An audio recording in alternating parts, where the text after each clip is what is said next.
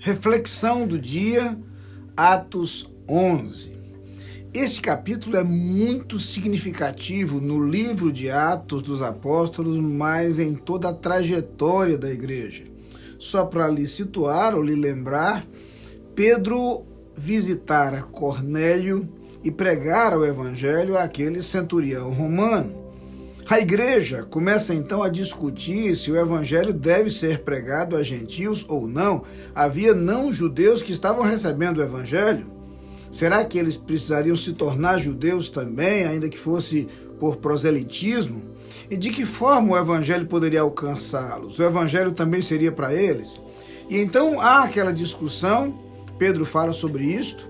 É emblemático que aqueles gentios que se convertiam receberam o Espírito Santo como prova e manifestação de que Deus ratificava, Deus confirmava sua conversão, legitimava sua experiência.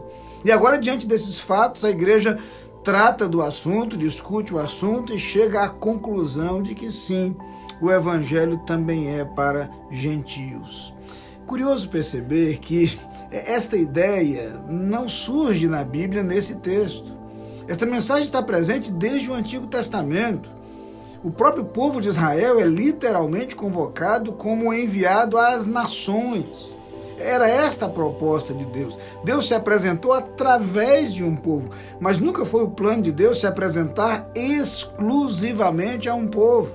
Este povo deveria ser caminho, meio, através do qual o conhecimento de Deus alcançasse o mundo.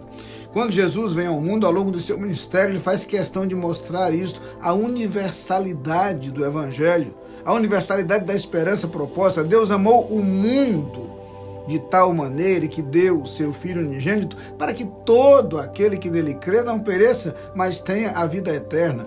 E perceba que Jesus bate nessa tecla de muitas formas. Através de seus ensinamentos, e ele conta a parábola da dracma perdida e da ovelha perdida e do filho pródigo, para mostrar um Deus que perdoa e um evangelho que alcança a todos. Jesus fala a estrangeiros, Jesus cura estrangeiros, Jesus conta parábolas propositadamente enfatizando, por exemplo, samaritanos. Jesus para conversar com uma mulher samaritana. Em muitos momentos ao longo do seu ministério, Jesus fez questão de mostrar que Deus não faz acepção de pessoas.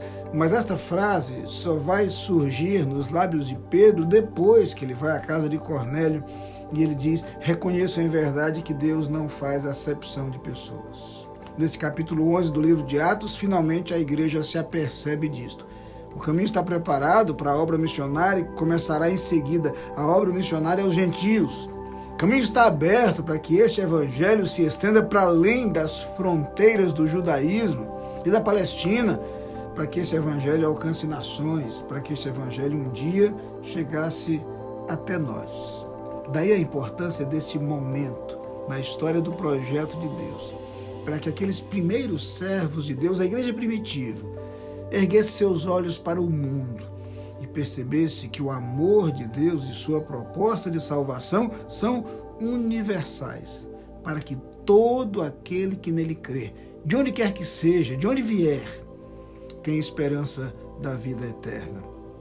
No livro do Apocalipse, a imagem que surge é aquela do trono de Deus, na glória celestial, de todas as tribos, povos e raças, salvos se unem para adorar ao Senhor por toda a eternidade.